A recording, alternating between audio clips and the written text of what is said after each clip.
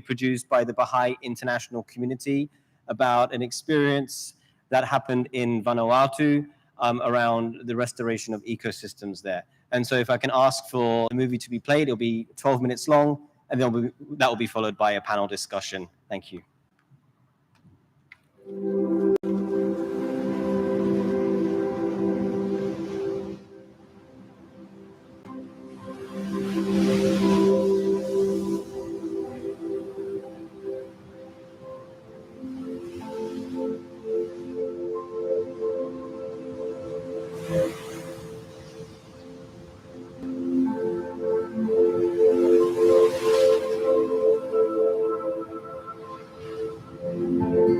Many times we see problem as a problem, but we have to see the problem as an opportunity that will create the spirit of change that we wanted. Let me give you an example on that. We have a project that is being developed in a community from an individual that a youth that is very eager to see how the youth can support in all the work that is happening in the community. And then when they start developing that, the people around them, this is where the concept of community comes in. Many of the parents start supporting the youth and see this is something that can help them.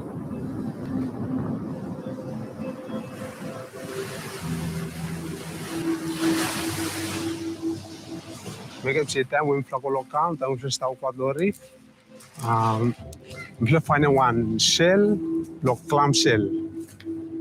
So say la me one, all kind shell or something you know kata. So say Emi must be one clam shell where we start before go kaseme time now where Emi finish start mo we find shell pleno after we flakato mind say. For one now we stop you know got all kind of clam shell or something. So why Kruger is make a receive one era but all is got some lol kind clam shell or something future you know say clam shell no all fish too.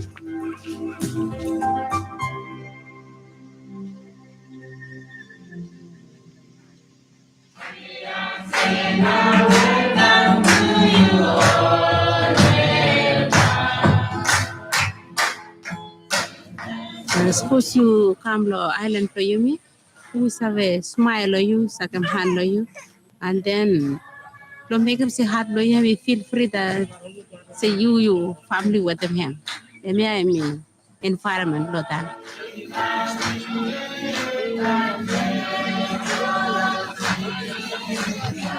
The people in Tana have a very loving way of welcoming people. Doesn't matter what kind of people you are. My name is Willie Misak, and I'm working as a Vanuatu Climate Action Network coordinator, coordinating a number of different organizations that are working in regards to climate change, environmental protection, and sustainable development in the communities. And sharing the perspective on how the communities can best own the community building processes. Tana Hemi one special island. Hemi Unite Finnish long time before it come because structure. Where them all chiefs. More all chief only Unite Finnish. Only got one fish in the more.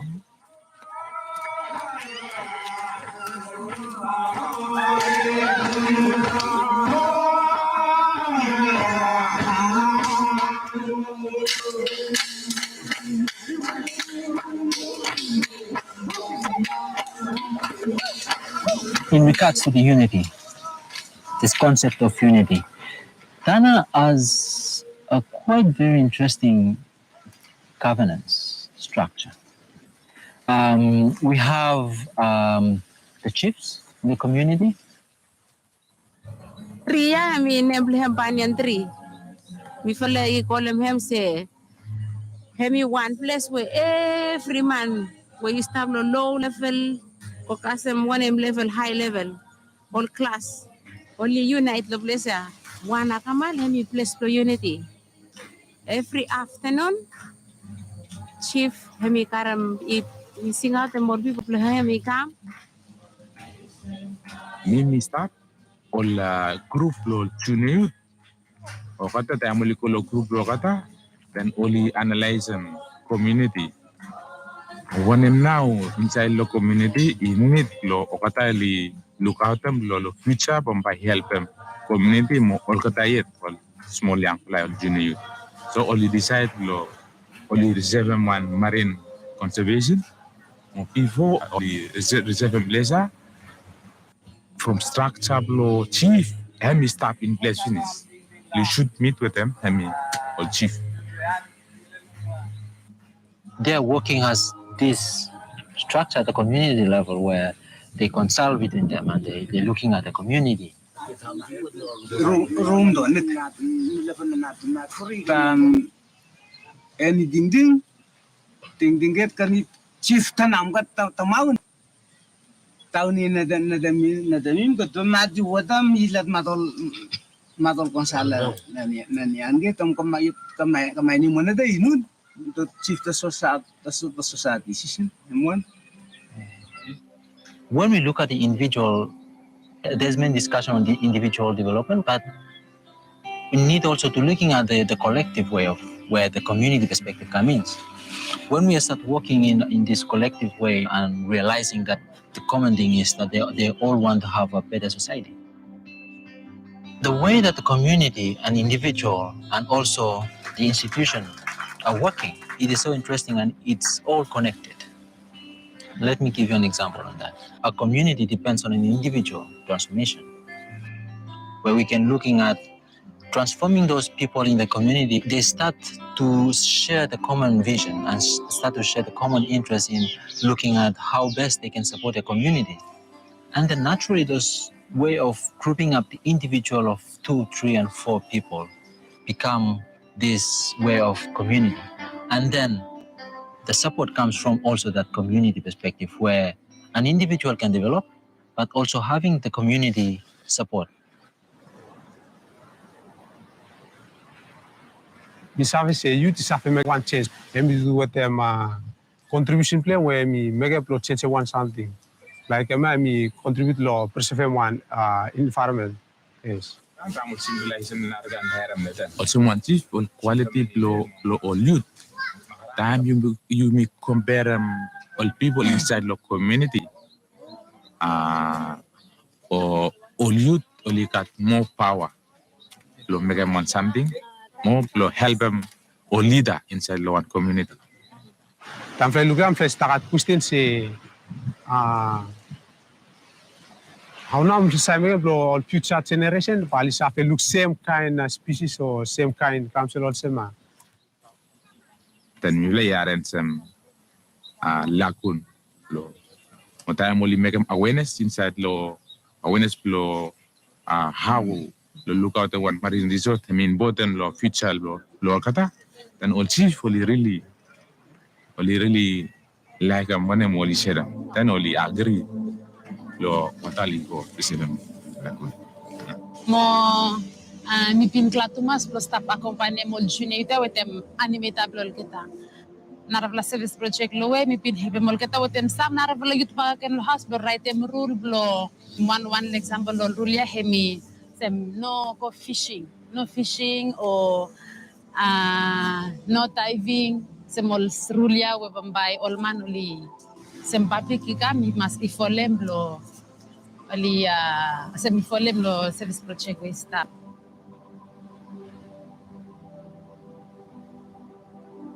Mi pin find them out say mi pin look say chief he mi blame one role he mi important way mi important lo do la service project ya from say na mi he mi just realize him say all junior youth or all youth only got energy only got power to make them on something we serve or example service project we serve benefiting community. The culture in Tana based on 2 main principles: respect and love. And those qualities are also, as a chief, you have to show this quality of respect and also have to show the quality of love. And the chief is a model of unity in a community to make sure that all the different communities are working together because they know that whatever they have, whether small or big, can contribute in someone's transformation. Service project ko estaba pa emi start social finish mo help em community long time finish since we start. Because before ikama mano sta past bloera me se only fish sta kota mo only no sta local plantations so one fla impact lo service project mo pa emi sta por se one stock we emi help lo supply mo yes supply mo lo na ra era pa So me feel happy. Yeah. Yes, me happy with me happy. Same time me look say full area I our service project we stop now, yeah. Yes, mo also small beginning all picking only stop or some only just kata come up now, yeah. Lista lo children's class only always say got service project lo tuvala area ya tamoli kam. Only sabe good lo mindful kita se place he one place or 7. Jimmy Katuan tumo mo every man only all citizen time where any you part lo once one stampa or why you come out lo one stampa place no way Mr. Yes.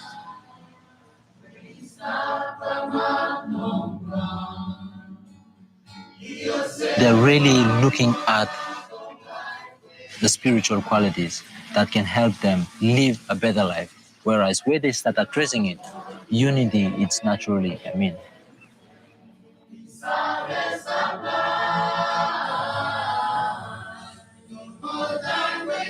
by looking from the international, regional, and national levels, young people are start moving in those spaces and start taking responsibilities. From my personal perspective, the United Nations have to develop the spirit of real consultation, where every country put aside their own interest and serving the interest of humanity. Why I feel hopeful is that I have no doubt young people have become more concerned about what is happening, and they are looking at how best they can contribute on the advancement or the betterment of the society. And also, the truth is, if we look at the whole population, the concerned population are the young people. I have no doubt that the changes will come.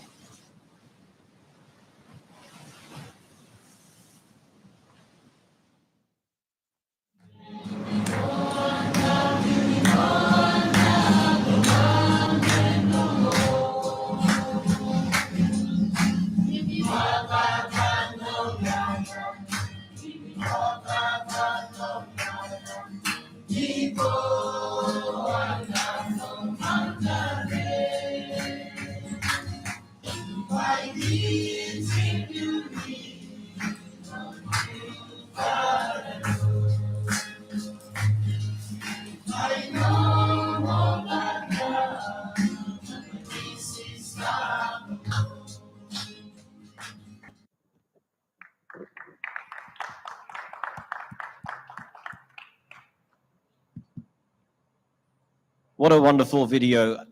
Thank you so much to the Baha'i International community and everybody featured in that for that really moving story and work.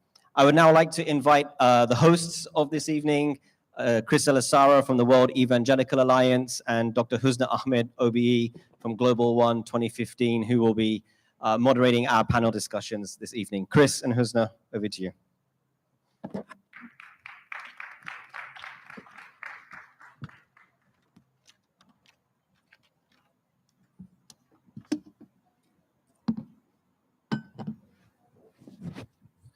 It's great to be here. I'm excited to be here. I want to bring warm wishes from the General Secretary of the World Evangelical Alliance, Thomas Schumacher, who could not be here. And we want to invite up to the conversation some folks that were very instrumental to this film. And I'm going to turn it over to you to introduce them. Is this on? Can you all hear me? Okay. My name is Husna Ahmed, and first of all, I'd like to say Assalamu alaikum, peace be upon you all. It's just wonderful that we've got this coalition of faiths, and what we'd like to do is invite Dan Perel, who's a dear friend, to the stage. He's the representative of the Baha'i International Community to the United Nations based in New York. I'd also at this moment also invite the other panelists for this session. Mimosa Bethel from Vanuatu representative. She's the environment officer. Is Mimosa, are you here? Okay. And Juan Milling, who's the Brahma Kumari Eco Initiative. Anita Diedrichsen, who's the Forest Landscape Restoration Global Lead from WWF. If you can all come and join us.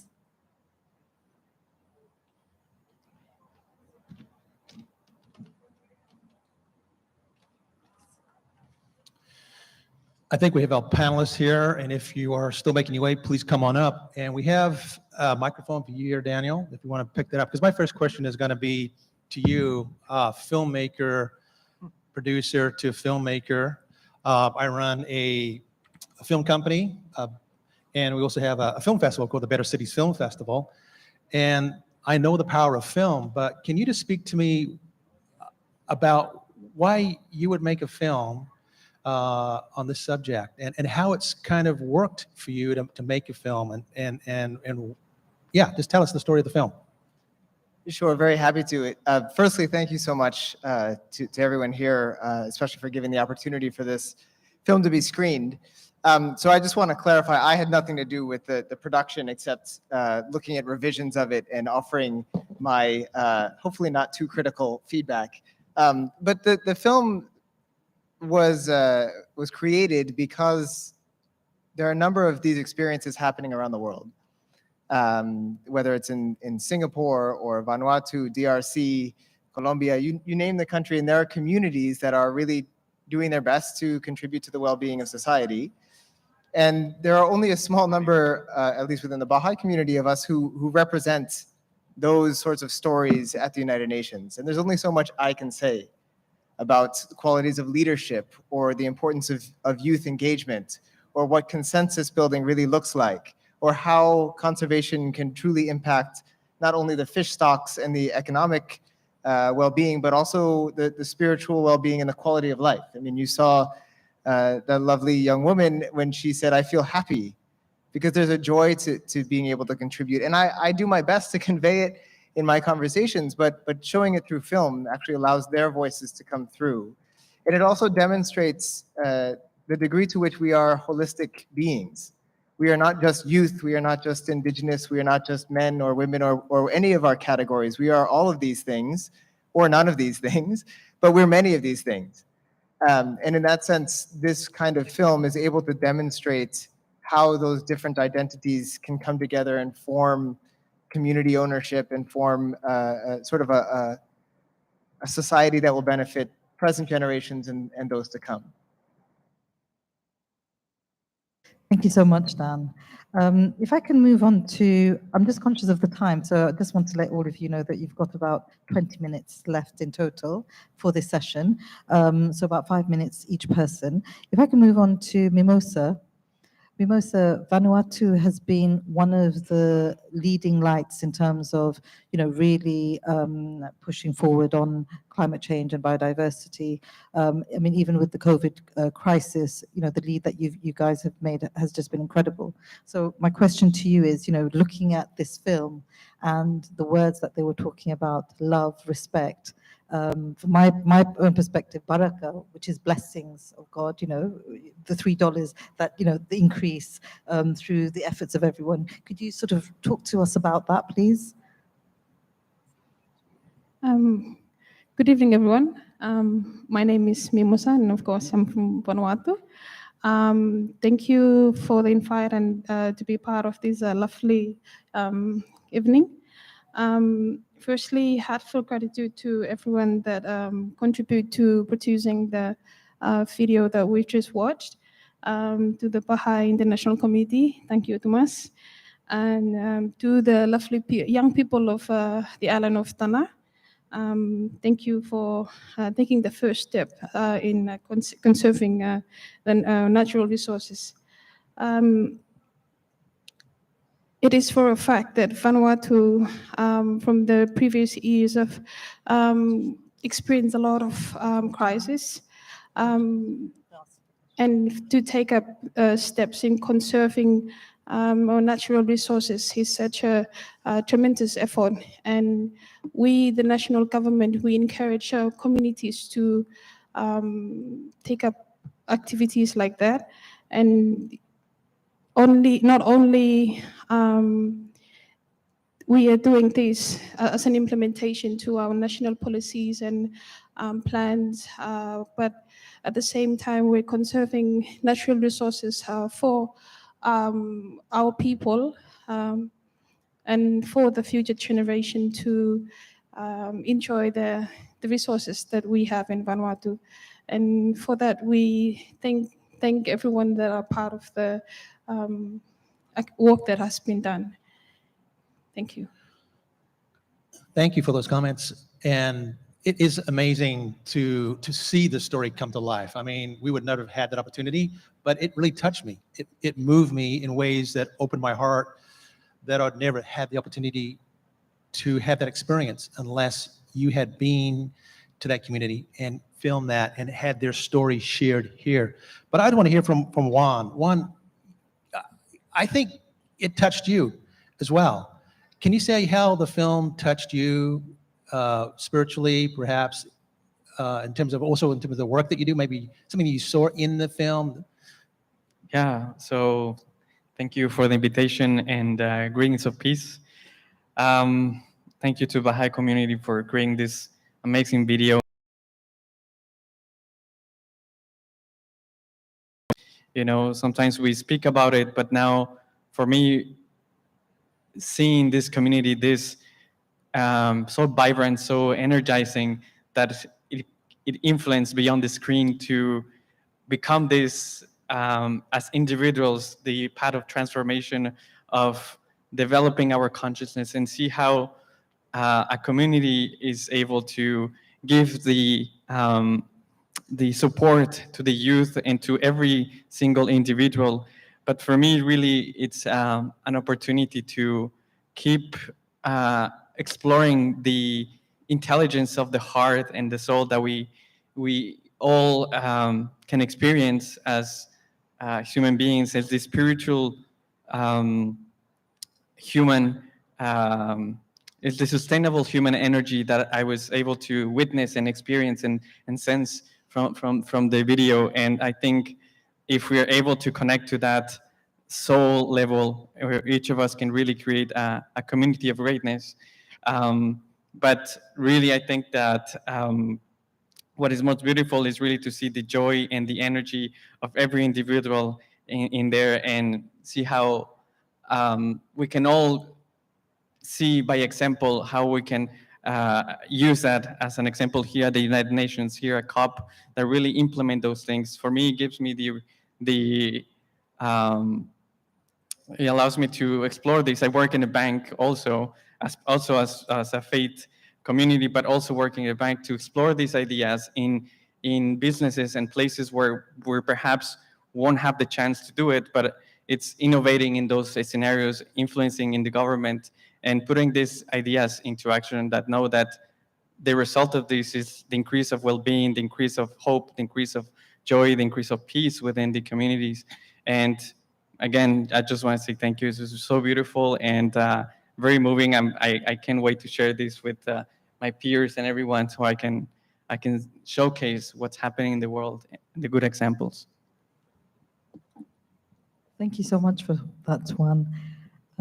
If we can move on now to Anita, in terms of the work that WWF International is doing, you've just set the bar so high for other organizations in terms of your engagement with faith communities, and I'm sure you've got a lot of narratives and stories around the world.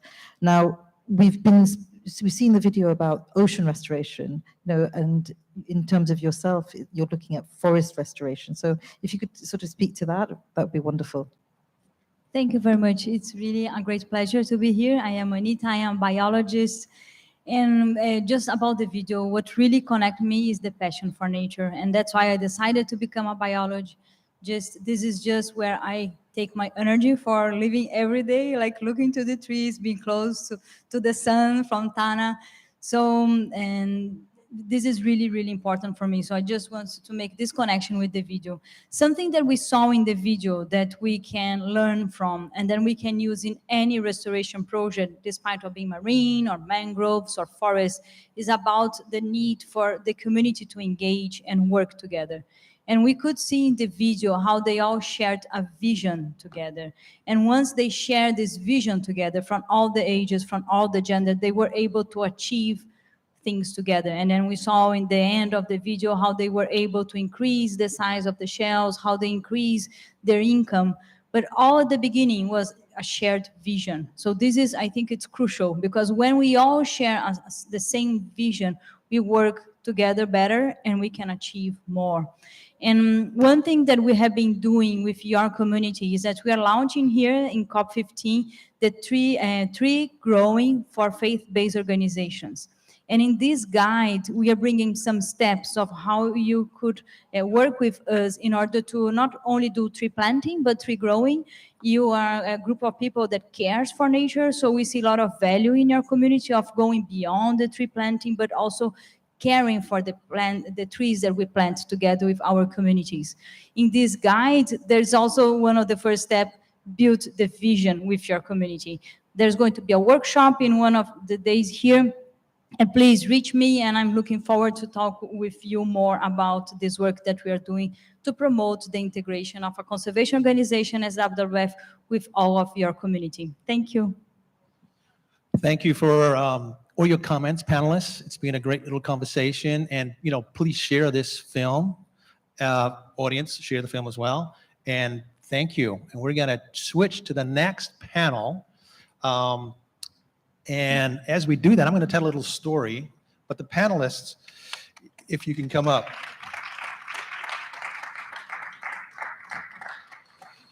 Caroline, if you take a seat, and I'm going to tell a story after this. Garanga, Das, and I'll do introductions very quickly after my little story, and Dr. Simon Simeon, and Gopal. So as you come and take your seat, the power of the film also is it makes you kind of remember stuff, or you can connect it to something in your own background, history, or biography. And what this film opened up to me was a memory I had with my kids when we traveled to Samoa. I'm Polynesian. I went to Samoa, and we actually went to a giant clam sanctuary. And we swam with my two boys and my wife over these giant clams. Another biodiversity, marine protected area, saving these giant clams. It was the most beautiful experience I've had actually in nature, seeing these giant clams.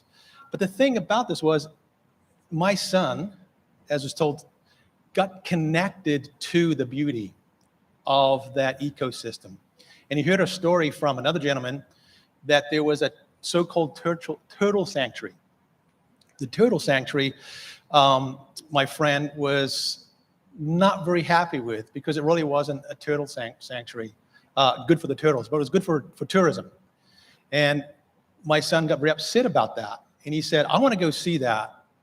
And I want to do something about changing that. And we said, okay, we have to go see it. You can't criticize what you haven't seen. This is just a story. So we took him to this turtle sanctuary, and we looked at it, verified it, and he got very upset. And as we were driving away, he said, I want to go burn it down. Now, we're parents, and we said, that is probably not the best way to handle this, but maybe we can express this a different way. We can write to somebody. Who could we write to? He said, I'm going to write to the newspaper, and I'm going to burn it down with words. So he wrote to the newspaper a criticism of the sanctuary, but also a solution, an economic solution, because those communities were dependent upon those turtles. So he was thinking through, as a young person, how to stand up for nature and creation and the people and the solution. And I think this is what this conversation we're trying to do here and trying to do here at the COP. So that's what films do. They make you think about things, feel things, and connect dots that maybe you've never connected before unless you saw the film. So with that story, I just want to move on very quickly to introduce you all. Thank you for coming up during this little transition. And we have Caroline Carew from the Laudato Si movement. Thank you for being here. Garanga Das from the Eco Village. Thank you for being here.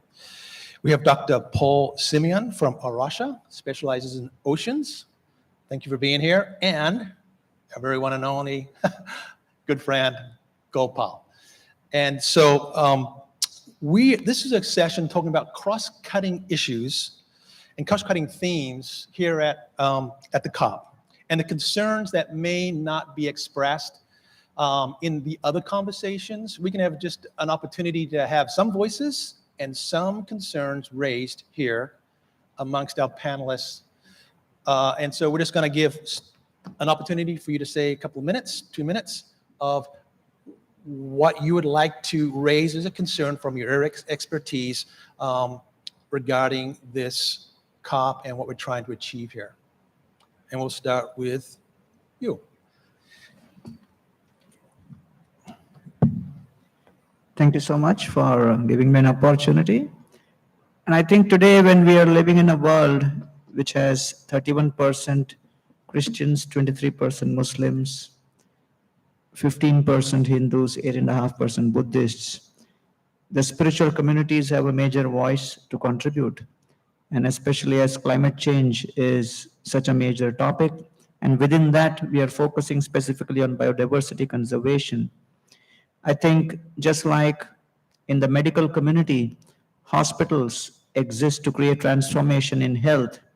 I think all the spiritual communities, they can provide a major transition and transformation with respect to 5 things.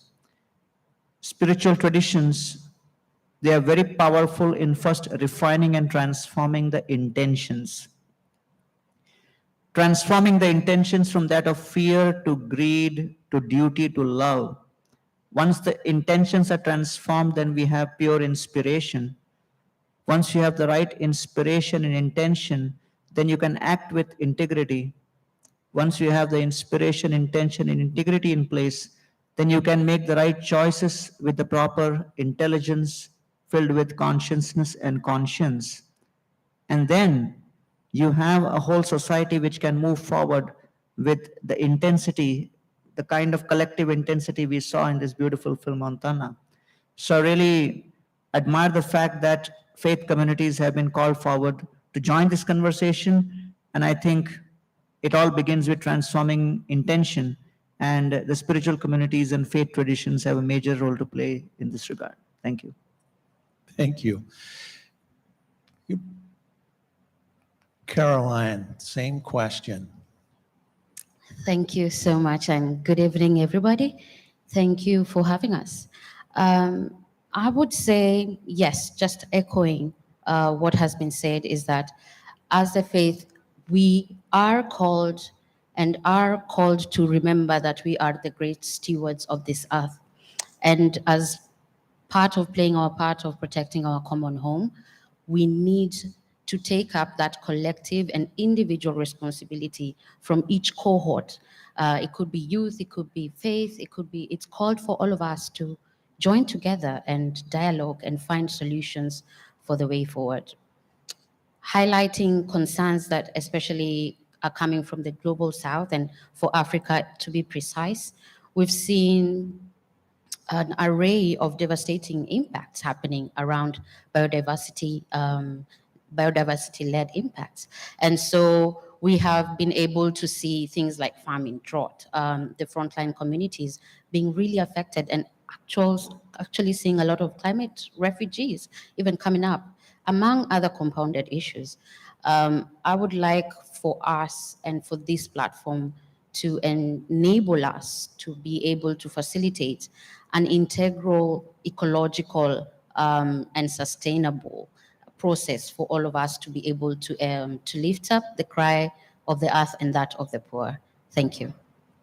Thank you. Paul, could you speak to raise the issue that you want to raise? It's not going to get out there unless you say it right here, right now. all Come right. on, Paul. Yeah, no, thank you for the opportunity. So I am here as part of an organization called Arasha, which is a conservation organization that works in over 20 countries or so, largely operating field study centers, but then also conservation projects. And we have a Christian ethos and background. And my background and my role is as a scientist and fisheries scientist. So I'm not a theologian or expert in that way. But I wanted to highlight a few aspects of how we work and maybe how they relate to marine conservation issues especially. And so our organization especially works in a very place-based approach with communities and with communities forming the actions that we're doing in various parts of the world. We also have a focus on at-risk and very overlooked species and humans, human communities that are at risk or overlooked for a variety of reasons. And finally, we do a lot of our work with reciprocity and relationality in mind in terms of humanity's relationship with creation. So in particular, seeing the natural world as fellow creatures and all as a part of creation, not nature versus humanity, and also not treating the world as natural resources as much as fellow creatures. And so in terms of ocean conservation, a lot of the policy that's being discussed here and that relates to oceans is formed around what might be called natural resource extraction or use policies. And that can come in the form of limiting output. They call it output controls. And so regulating the number of fish that can be caught in a certain area. So you can catch them however you want, but only catch 3,000, that sort of thing. The other side of it is regulating inputs or effort controls. And that's where kind of gear regulations, using marine systems with only certain types of boats, certain types of tools, and also area-based method. You can only fish in certain places, only extract in certain places. And within the context of this Congress, the area-based approach is a large topic in the 30 by 30 plan. And so a couple things I would highlight just from Arasha's perspective and within the marine context. One is that we don't have a strong position pro or against protected areas. There's a lot of reasons protected areas are the right tools in various places. But from our approach, from our perspective, they do draw sometimes a hard line between humanity and nature in a way that that a lot of religious traditions, indigenous traditions, including our organization, feel is not always the right approach, or it's a certain type of belief and perspective that distinguishes humans from the rest of quote unquote nature. So we highlight that as something that can come up under the protected area, a way of managing. We'd also highlight the focus on overlooked communities and indigenous peoples, poverty in various areas, and the interconnectedness between several global challenges. So the biodiversity challenge, global poverty, and climate change challenges, and the need to co-address those challenges in a lot of the policies and in a lot of the outputs that are coming out of the meeting. And I just wanted to end too, I know we're giving somewhat critiques, but my other thought with respect to kind of ocean management is there's a lot of really good examples of resilience within marine systems, and where either actions are taken to change the way we're interacting with a place, or for a variety of reasons, humanity has managed or interacted with related to the ocean in a way that's much more sustainable. And it's a very beautiful thing that those ecosystems and those places can show that type of resilience. So there's a lot of hope in that, I think, for what can happen in various places. We're going to save Kapal for last. He's going to wrap everybody up and make comments of everybody else's comment. So I'm going to speak to an issue and then pass on to Husna to facilitate the conversation. But the issue that I wanted to talk to is Target 12. That may not ring a bell for you, but that's about cities. And I want to highlight cities as something that faiths should be thinking about in different types of ways. It's a very important aspect of the framework, actually, to achieve probably at least 50% of the targets. We need to includes cities and how we put together cities, how we design cities, how the economies of cities work for it to be successful. So nature and cities is a barrier to be overcome. And that's also a faith barrier to be overcome. So in my tradition, I'm just going to take from my tradition, we need to overcome the urban, rural, and urban faith kind of barrier. We have in our tradition, you know, the very first time we get an image of God, the Godhead, is as a farmer making a garden. And we go to a garden that God has prepared for us. But a lot of folks just say, that's the ideal. We got to go back to the garden. But our tradition, the story actually ends in a city. It ends in a particular type of city, a city that's designed as a garden city. So it's like the garden, but it's a garden designed city. And that's an image, I think, of the way that we need to start thinking as within my tradition to get over this barrier. So we need cities and nature and faith that really embraces a way to make cities commensurate with thriving for all communities, nature communities and human communities. And we can do that. We can do it. I work in urban planning, urban design, and these types of issues. And so I just want to raise that issue up. That's Target 12 and cities. And we will have a summit, and we need to mainstream cities into CBD. Thanks, Chris. So we've heard from the 4 speakers, gardens, the cry of the earth, transforming intention, and rights-based approaches. Now, I just want to, I'm conscious of the fact that our esteemed panelist, Gauranga, you're leaving soon at 7 o'clock, so I'm going to let you speak first. Because I'm holding the mic, I'm able to ask the questions now. So the 2 questions I wanted all of you to look at in terms of cross-cutting themes is economic growth, and how do you feel that economic growth that stands in this space?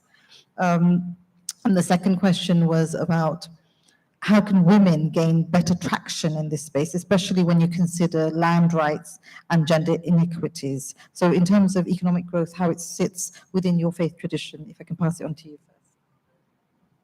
Thank you.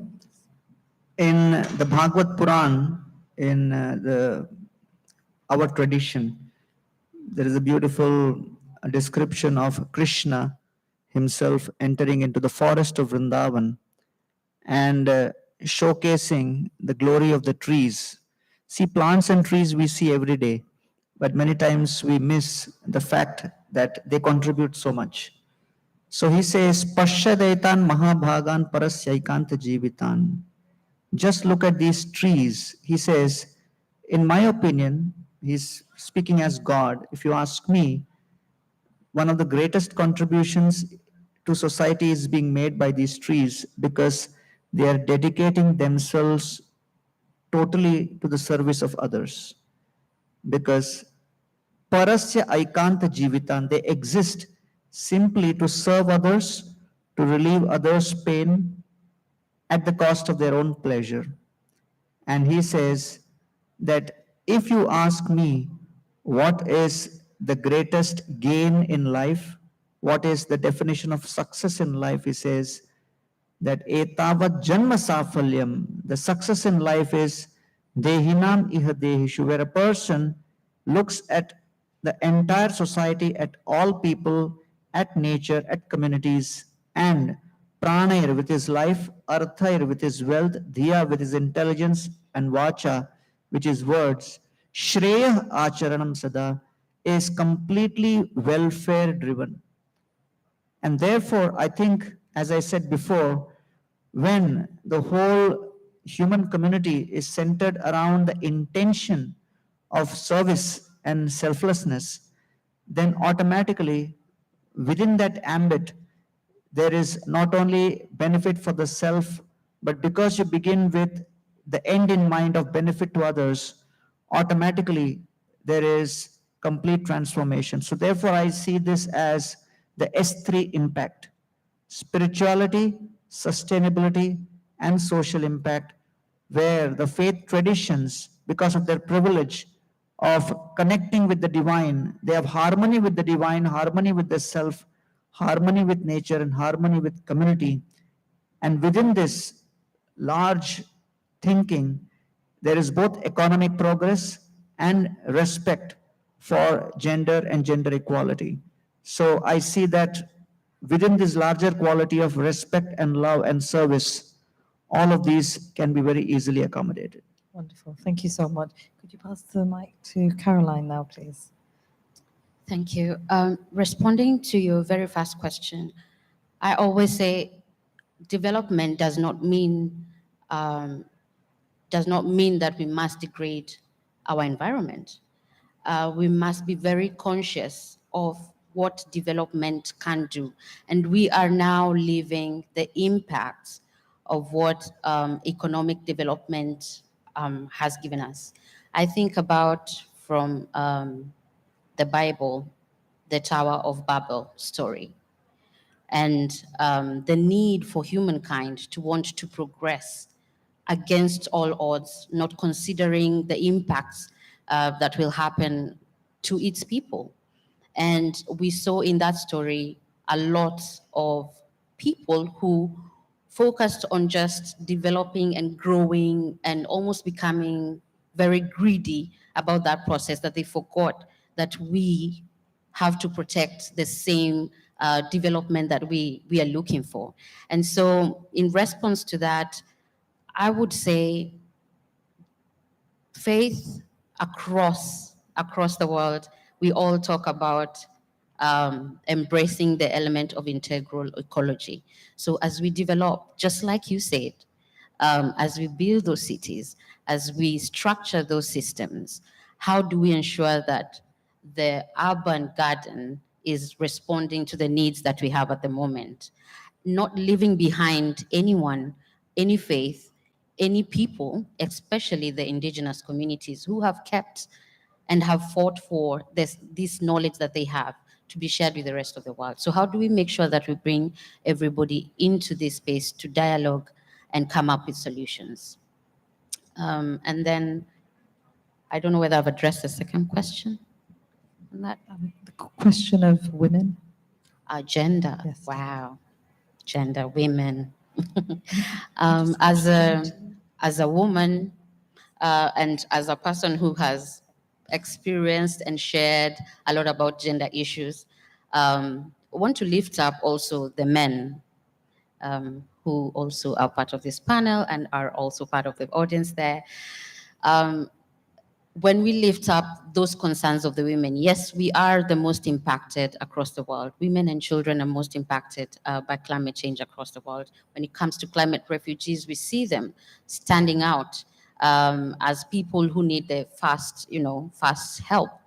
My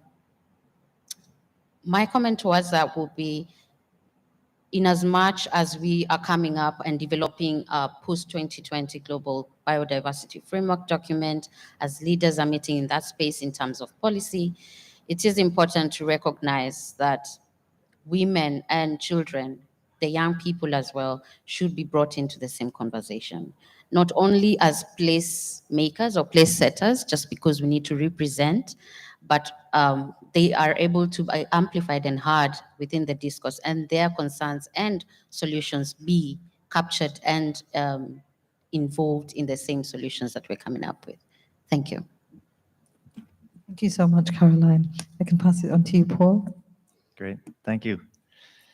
Yeah, I would echo a lot of what was just mentioned. I think I'll just add maybe a couple quick thoughts. One is that so again, my background's as a biologist, and one thing that has gone in and out of favor within the environmental management community is ecological economics, thinking about economic growth.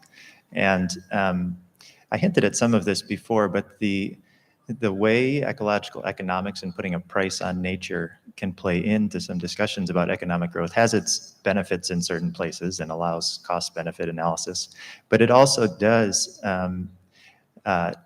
instrumentalize the natural world and commoditizes fellow creatures in a way that is problematic can be problematic for a variety of reasons.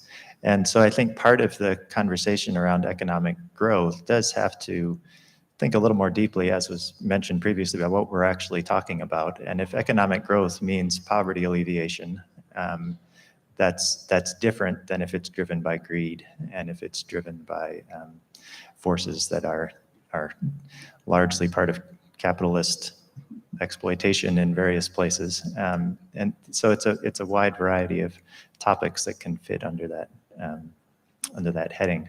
I think thinking a little bit too about economic growth and various parts of the world, it's widely known now within development circles that a focus on women and children is the most effective way in a lot of places to improve the livelihoods and communities and the sustainability of communities reliant on natural resources in various places and in other types of less wealthy contexts.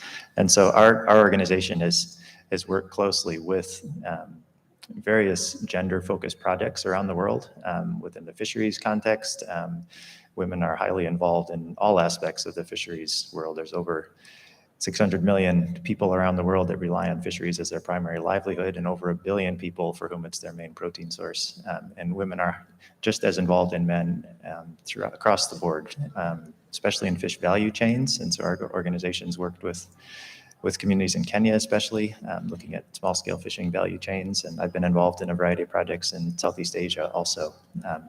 And so we're, in a variety of ways, I think economic growth can be a goal if it's defined in a way that makes sense within a poverty alleviation and biodiversity conservation context and includes gender dynamics and inequality. Thank you so much, Paul. Last but not least, if I can ask the questions to Chris to answer. Thank you so much. I'll make this very quick in the sense that a good idea is a good idea, just so very quick, make this a good idea is a good idea. And some great ideas that have been shared here, and our traditions have great ideas. So let's pick them up, let's use them together. And I'm going to give a nod to my Catholic brothers and sisters, because, the Mensurum Bonum was just released, which was a guideline for Catholic investing that was just put out by the Pontifical Academy of the Social Sciences.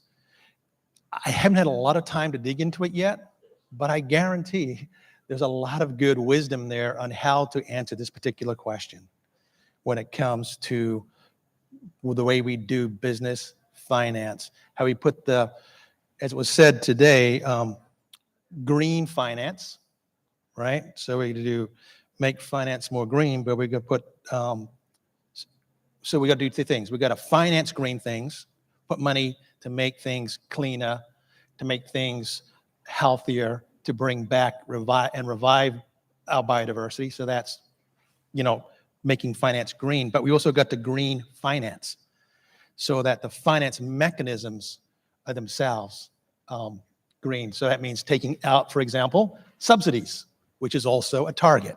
So can we get those out so we're not subsidizing the bad through bad subsidies? So billions and trillions of dollars in that. So we need a green finance. Look into, Mensurum Bonum by the Vatican. The gender one, I don't want to take any more time. Apart from saying, what with these folks, they've said it better than I could do. So I'm going to pass it on to. Thank you so much, panelists. We've had an amazing responses from everyone. If we can have a round of applause for all of them before I pass it on to Gopal to give the final remarks.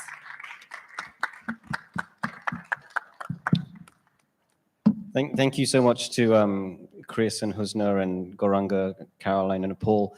And as we wrap up and as we move into some closing prayers and blessings, it sounds like what we're talking about in this session here and at COP15 in general is what we talk about in all of I think what we talk about in all of our faith traditions is, from different angles, is what is the purpose of life? Why are we here? What makes a good life?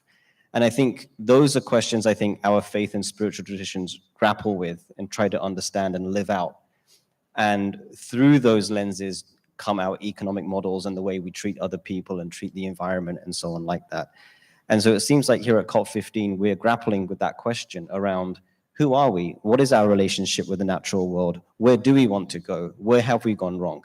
And it really sounds like all of us here have been talking about that question from different lenses and angles. And so as much as we can mainstream these questions and these conversations in these negotiating halls over the next 2 weeks, the more chance there is that we can move in a direction that we all need to go in. So thank you all so much for your time and your wisdom today. One round of applause, and then I'll ask our prayerists to come up. So thank you all so much.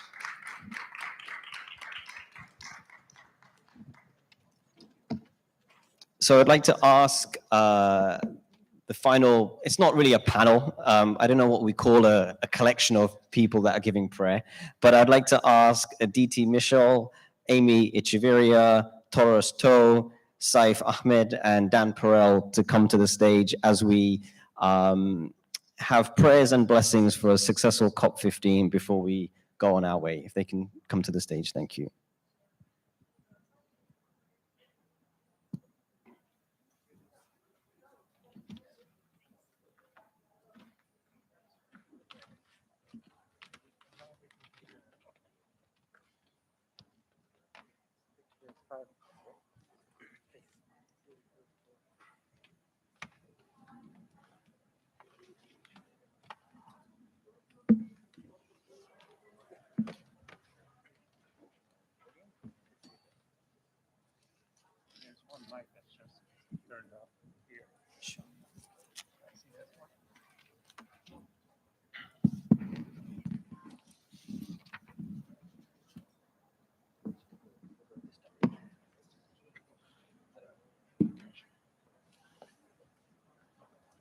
So thank you to our final religious leaders and representatives for being willing to offer prayers. I would say that they are pre-prayed to offer these prayers for a successful COP15. So I will just ask each of you to go down and offer your prayer or blessings. Dan, I'll ask you to start.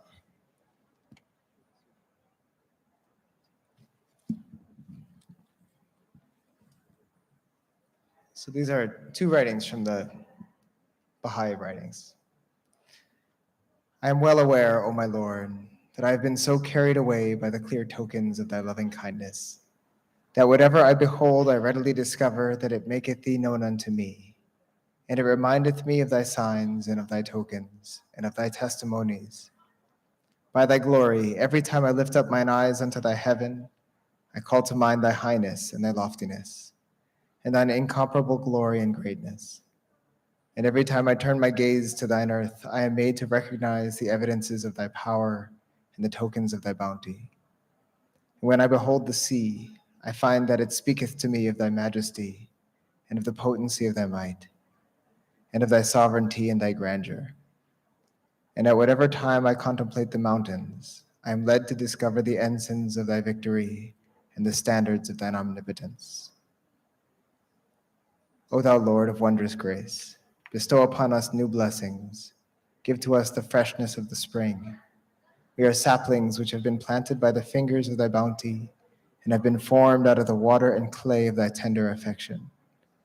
We thirst for the living waters of thy favors and are dependent upon the outpourings of the clouds of thy generosity. Abandon not to itself this grove wherein our hopes aspire, nor withhold therefrom the showers of thy loving kindness. Grant that from the clouds of thy mercy may fall copious rain, so that the trees of our lives may bring forth fruit, and we may attain the most cherished desire of our hearts.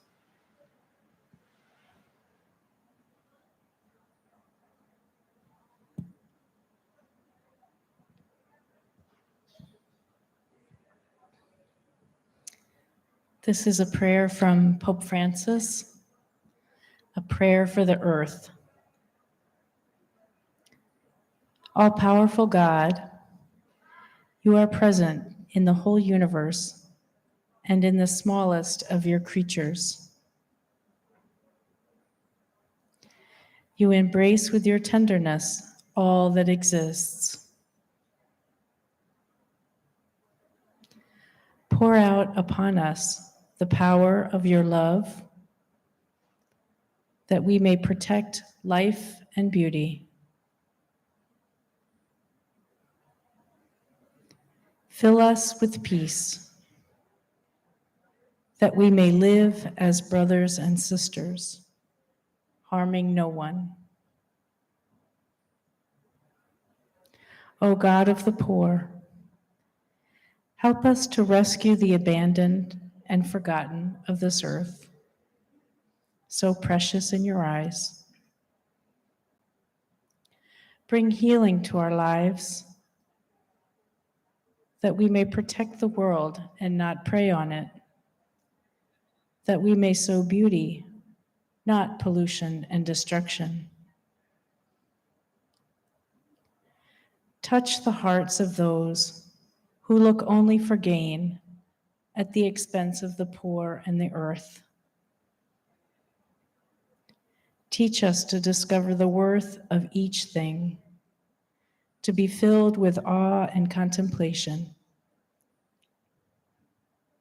to recognize that we are profoundly united with every creature as we journey towards your infinite light. We thank you for being with us each day.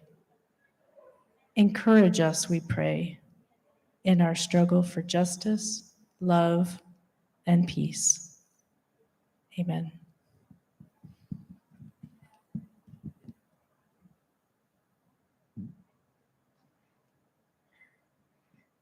So I'm going to say a prayer in Sanskrit, but I would like to give a context to it because it's very important that we understand who said this prayer and why he said it. So as Gaurangaji was mentioning that the Lord is praising trees because they come straight away from the spiritual world, and this material world was made in the reflection of the spiritual world. So whatever we see beautiful in this world has its origin in the spiritual world. So the prayer that I'm going to say now was originally offered by Lord Brahma, who is the creator of the universe. And what he had in mind when he was creating this particular universe is what we can understand from this particular prayer. So there is this beautiful tanpura with which we'll sing this prayer. Shriya Kanta Kantah Paramapurushaha Kalpatarvo Druma Bhumish Chintamani Ganamayi Toyam Amrutam Katha Ganam Natyam Gamanamapi Vanshi Priya Sakhi Chidananda Jyoti Paramapi Tadasyatamapi Cha Sayatra Kshirapti Stravati Surabhi Bhyashasu Maha Nime Shardakyo Va Vrajati Nahi Yatrapi Samaya Bhaje Shvetat Dvipam Tamamiha Golokamityam Vidantaste Santa Kshiti Viralachara Katipaye. So these trees are the wish-fulfilling trees. This land is Chintamani. It can fulfill all of the desires that we have. But provided we worship them, and what worship actually means to have gratitude for the gifts that we have been given. and not exploit them with ingratitude. Thank you so much. Hare Krishna.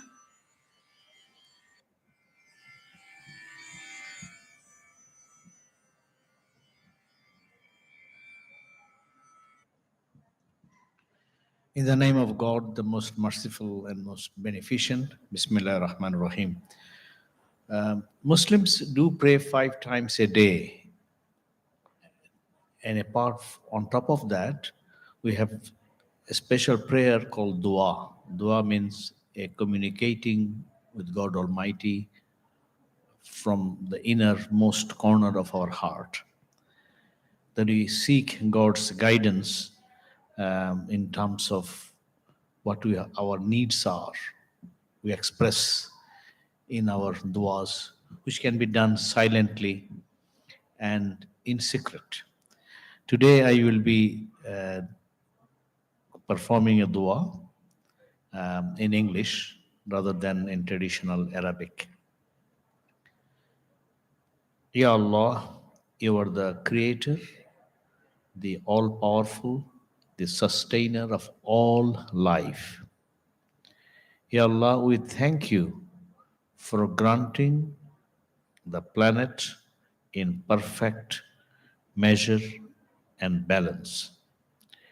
Ya Allah, inspire us to love and care for every part of your creation.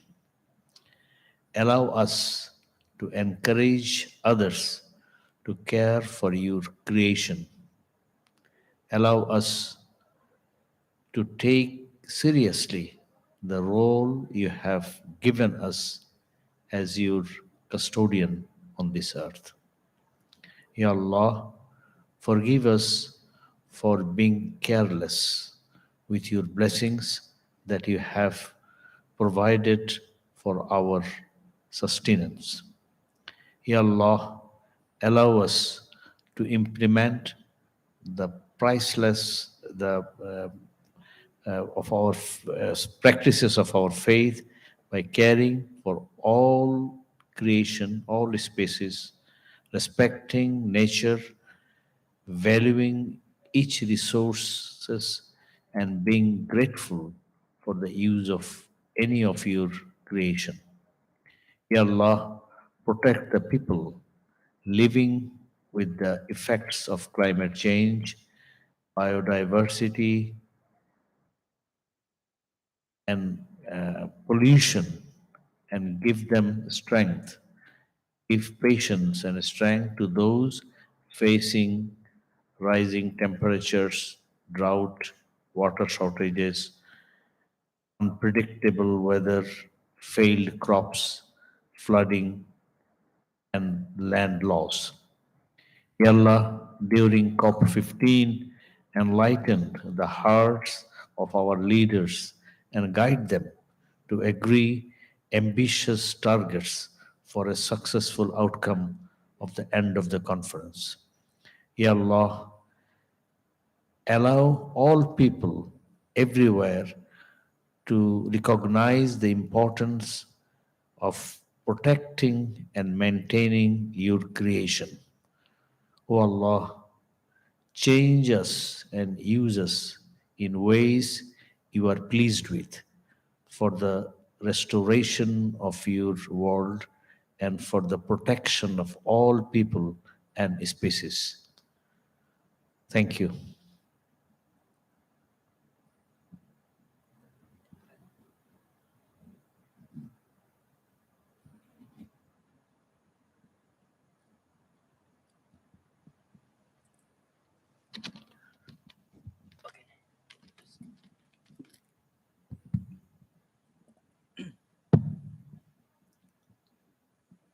There's some Mran Poth ma Imam Mopi Patih Kampuchia, Chia Pasong Knong Puput Sasana.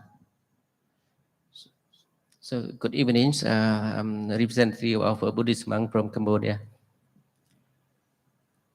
ចឹងនៅក្នុងព្រះពុទ្ធសាសនាព្រះអង្គបានសម្ដែងទាក់ទងជាមួយនឹងជីវៈចម្រុះនៅបរិស្ថានធម្មជាតិដែលជីវិតបានកើតមានឡើងរាប់លាននៅលើភពផែនដី In Buddhism, our Buddha preached us about how we cultivate biodiversity, which is millions of life on Earth, living on Earth.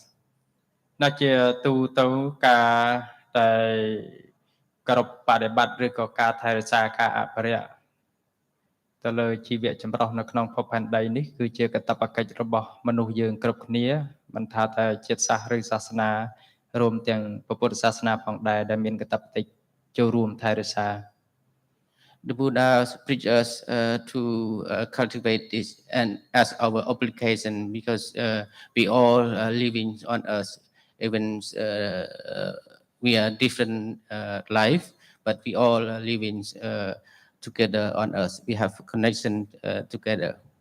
នៅប៉ុន្តែជាទូទៅជារៀងរាល់ឆ្នាំគឺតែងតែបាត់បង់នៅសភាវៈជាពិសេសគឺធនធានធម្មជាតិទាំងអស់នឹងជារៀងរាល់ថ្ងៃបដើตัวอย่างដូចជានៅទីនេះគឺពីដើមបើយើងគិតទៅថាមានធនធានធម្មជាតិឬក៏ជីវៈចម្រុះច្រើនមែនទែននៅទីនេះប៉ុន្តែសប្តាហ៍ថ្ងៃបានបាត់បង់ហើយคล้ายទៅជាទីក្រុងទីប្រជុំជនរបស់មនុស្ស From time to time in daily we observe we lost many part of diversities.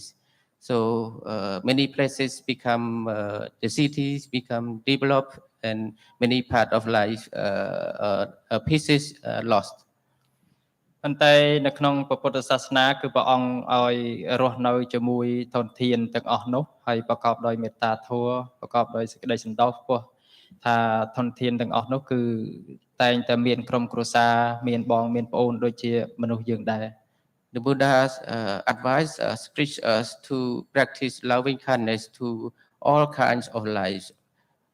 Practice loving kindness to the nature, all lives on earth, having families, having children, having member, relative, the same as us as human being. ដូច្នេះហើយសូមយើងទាំងអស់គ្នារាល់គ្នាធ្វើសេចក្តីអធិដ្ឋាននៅក្នុងចិត្តធ្វើសេចក្តីស្មឹងស្មាតដូចតទៅណដ្ឋិសន្តិបរੰសុខੰ So let us praise the Buddha teach us to say practice peaceful minds in Pali what I don't know in English but natti santi parang sukhang ពុំមានសេចក្តីសុខដតីស្មើនឹងសេចក្តីស្ងប់ឡើយ Nothing peaceful than our peace within នេះគឺជាមេរៀនរបស់ព្រះពុទ្ធដែលព្រះអង្គបានសម្ដែងទុកឲ្យយើងដែលរស់នៅនេះពិចារណាហើយមានសេចក្តីសន្តោសមានការអនុគ្រោះដល់គ្នាទៅវិញទៅមកមិនថាតែមនុស្សឬក៏សត្វ This is what the Buddha teach us to be peaceful within and to be peaceful with others. So we follow this, we practice this so that we are peaceful with each other. ចង់បញ្ចប់សូមអរគុណ So the last I would like to sing មានធម៌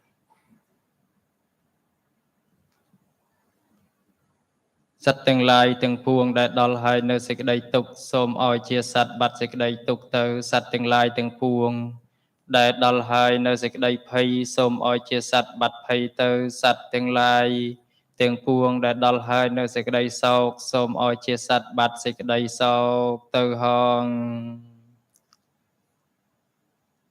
សាធុ Thank you.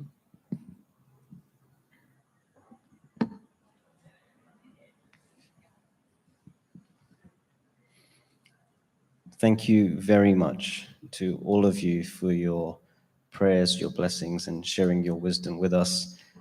Thank you to everyone who participated this evening, to all the speakers and panelists, to the people of Vanuatu and their beautiful movie. We are closing now. We wish you well for the rest of the evening and the rest of COP15. To stay connected with our faith delegation here, please do visit our website, biodiversity.faith, where you'll find links to all of our events, Twitter, LinkedIn, Instagram, and YouTube. And we hope to be with all of you again very soon. Thank you.